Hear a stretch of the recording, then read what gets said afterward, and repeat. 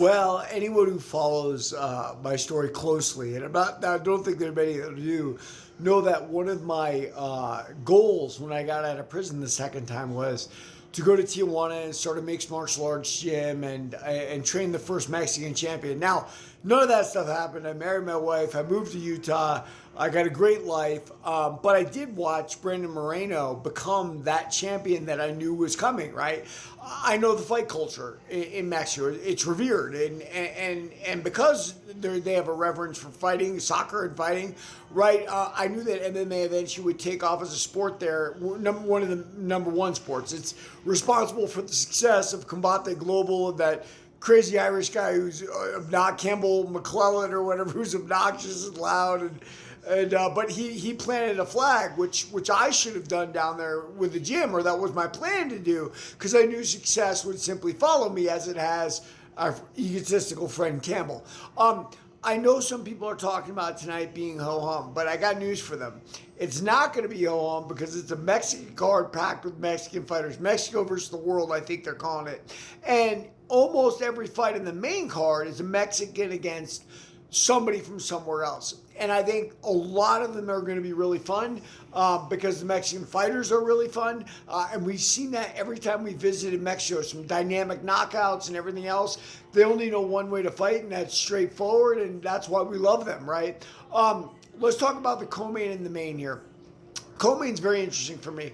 Marlon Chito Vera, I love. I loved how he caught Dominic Cruz with that round kick to the face, breaking his nose and essentially breaking Cruz's career. Cruz represented new MMA in a couple of ways, right? Like, his circle, very defensive style, worked for years. Finally, his knees gave out, and I think people caught up to it. And he jumped into a new MMA style where he would move forward, but bouncing on one side or the other, lead hand being the power hand, whatnot. That can be very successful. Hyde Emil chopped me up with that the one time I sparred him at Scrap Pack. But eventually, traditional fighting will catch up with that. Marlon Vera is a traditional Thai guy, and even though he lost the first couple rounds of that fight to Dominic Cruz, boom, outwent Cruz. I love Chito Vera. He's excellent. I think he's on the downturn, which is not good for him. But, when you're on a downturn, you can always flip that around. David Martinez, I love. Listen, he's a doctor. They call him the doctor. I think he has a bachelor's or something. And the reason is because of the reverence of that in Mexico. I remember Marco Antonio Barrera, the boxer, the world championship boxer, was going to be a lawyer, right? Like, those things can coexist in Mexico because of the reverence they have for the fight game. And David Martinez is first a traditional martial artist. I love watching him blend that traditional karate stuff with the rest of MMA. I think it's missing in a lot of people's game plans. And people get caught up, like, Wonder Boy is very traditional martial arts, kickboxing, traditional martial arts.